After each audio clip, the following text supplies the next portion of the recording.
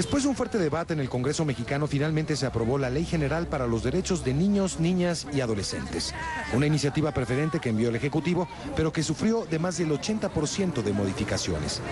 No todos están de acuerdo ampliamente con el contenido de la legislación, pero coinciden en la importancia de contar con este instrumento, justo cuando el mundo celebra el 25 aniversario de la Convención sobre los Derechos de la Infancia de las Naciones Unidas.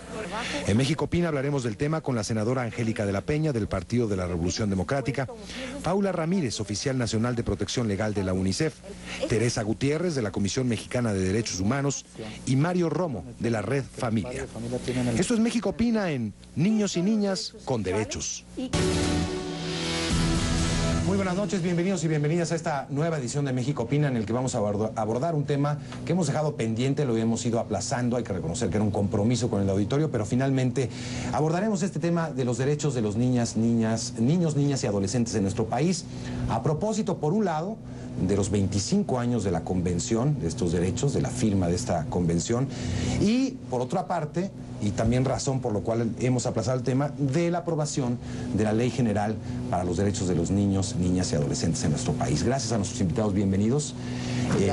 Ojalá podamos en este poco tiempo que tenemos, pues, hablar de las virtudes, porque creo que hay mucho que hablar, pero también de las cosas que quedaron pendientes. Creo que, como en muchos otros temas que se han venido aprobando en las dos cámaras, pues había la oportunidad de batear de jonrón en muchos aspectos, en términos beisbolistas, pero creo, muchos dicen, nos hemos quedado cortos.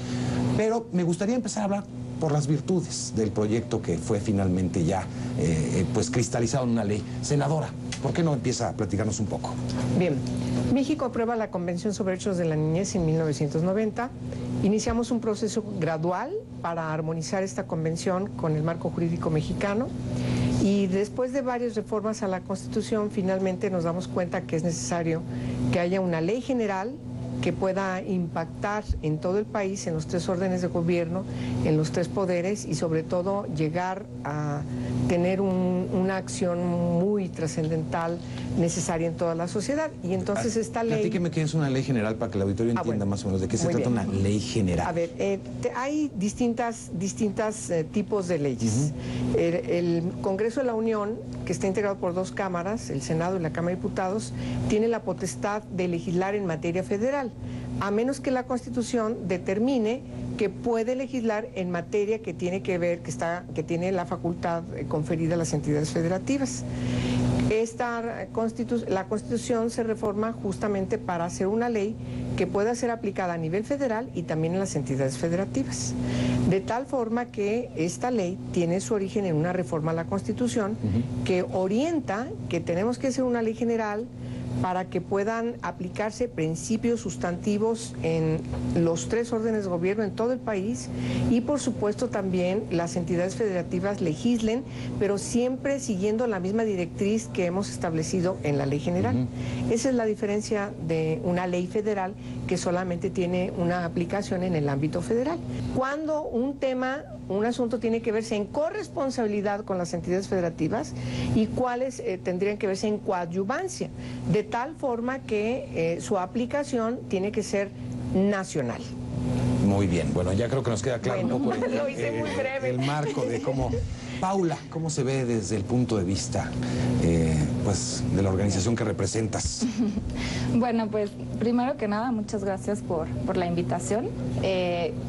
Desde el Fondo de Naciones Unidas para la Infancia, nosotros vemos esta ley pues con muy buenos ojos. Estamos muy contentos de que se haya aprobado la Ley General de los Derechos de Niños, Niñas y Adolescentes, porque, como decía la senadora, bueno, la Convención sobre los Derechos del Niño está por cumplir 25 años de vigencia.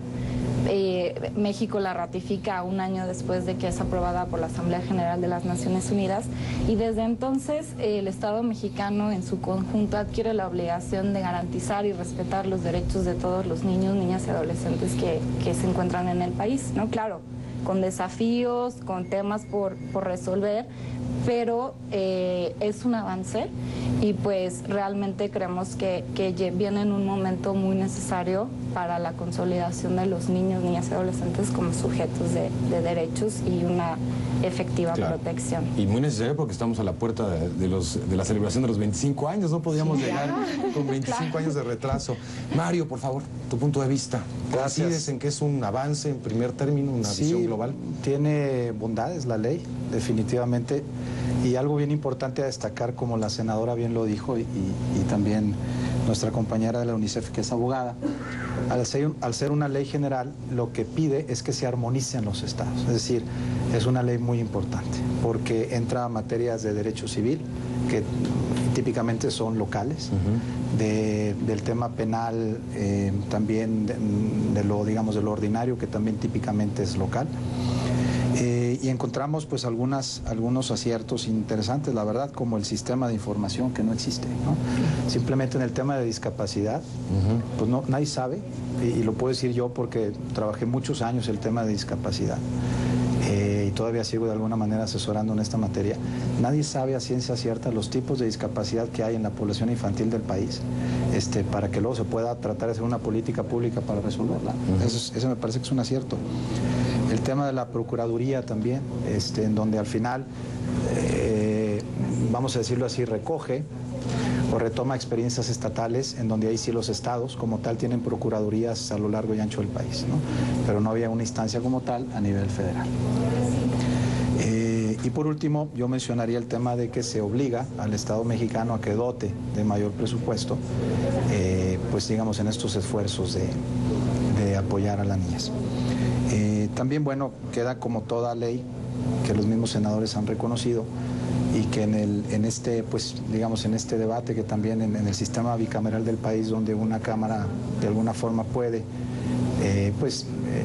complementar, mejorar lo que la Cámara de origen propone, en este caso el Senado, pues que en Cámara de Diputados sí recogieron algunas preocupaciones que diversas asociaciones de padres de familia en el país, miles de padres de familia a lo largo y ancho del país también mencionaban, ¿no? Como por ejemplo el tema de si no se matiza el discurso de derechos de las niñas y los niños, que evidentemente los tienen, en ocasiones parecería que hay como una lectura dialéctica en donde los derechos de los niños se colisionan o se pelean con los derechos de los padres. Y la verdad es que hay que decir que no, que son complementarios y son graduales, que darían una interpretación más armónica precisamente a que los derechos de padres e hijos son complementarios, ¿no? Entonces, por eso es que también hubo pues preocupación de muchas asociaciones. En el caso concreto de Red Familia, que somos más de 800 organizaciones a nivel nacional, y que anualmente atendemos a más de 1 millón de familias, niños, niñas, adolescentes, pues sí tenemos una experiencia de campo y algunas preocupaciones que nos parece que son valiosas aportar. Y a ver si podemos conversar un poco sobre estas preocupaciones muy puntuales. Tengo que hacer una pausa y volvemos con Teresa Gutiérrez, que nos falta su opinión.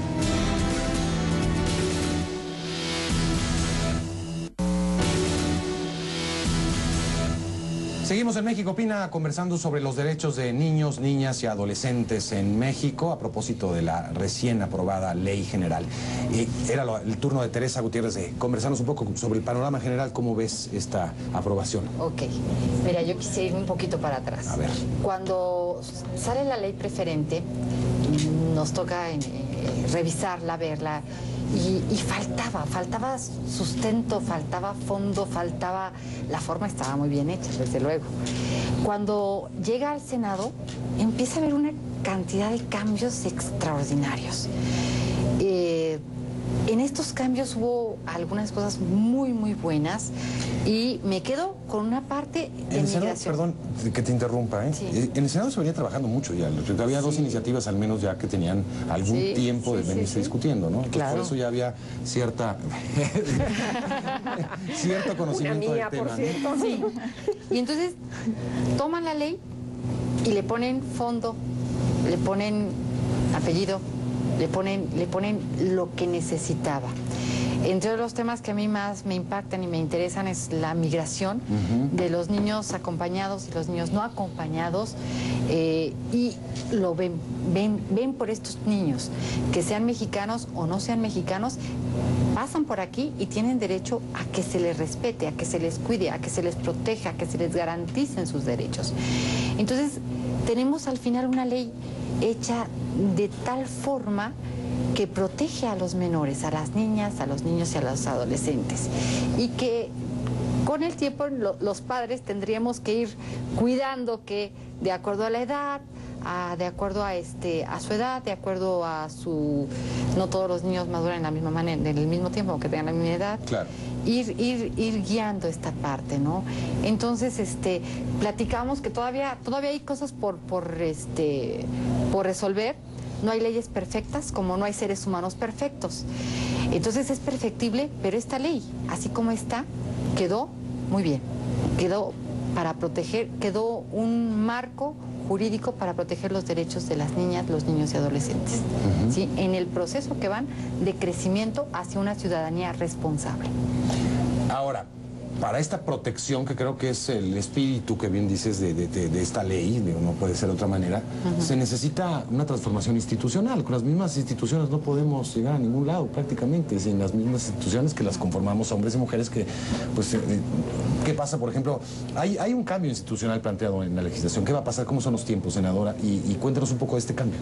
Bueno, la ley, como todas las leyes, están constituidas por una parte sustantiva, lo fundamental, cuál es el objeto de la ley, y una parte adjetiva, es decir, cómo vamos a implementar esa ley.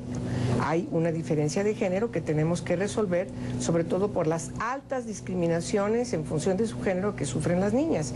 Y entonces, esta reingeniería desde esta perspectiva... en México? Mucho. ¿Sí? Hay una gran discriminación por la condición de género. Simplemente a una niña y un niño los tratamos de manera diferenciada. Y al revés, porque por ejemplo, hace algunos años, la inequidad en cuanto a la educación era muy claramente discriminada de las niñas.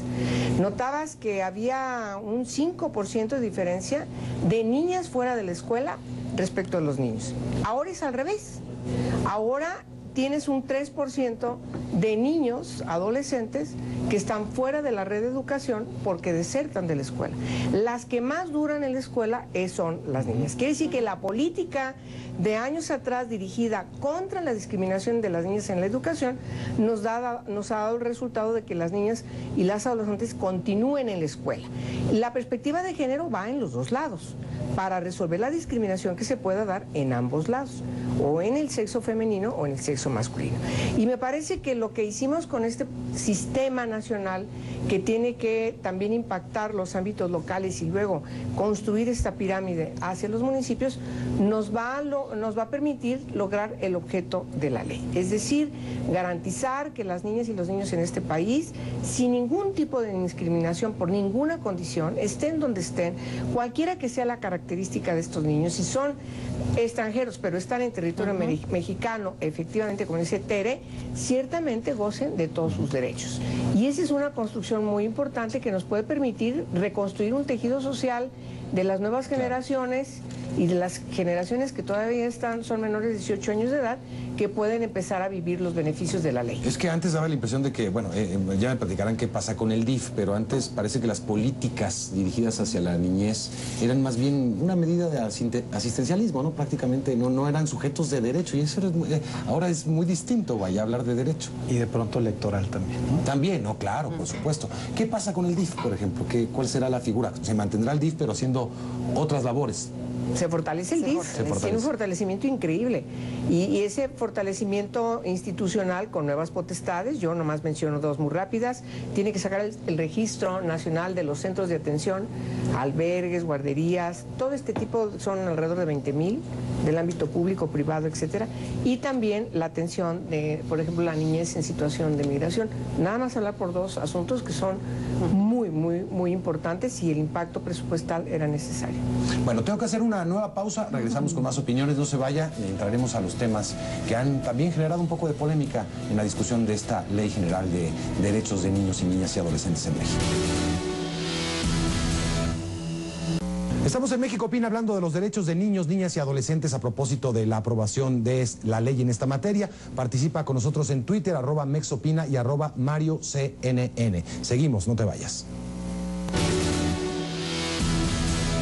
Continuamos en México Opina, gracias por participar a través de redes sociales, @mexopina, lo puede hacer en Twitter, @MarioCNN también, y en Facebook CNN México Opina. Continuamos analizando ese tema de la ley.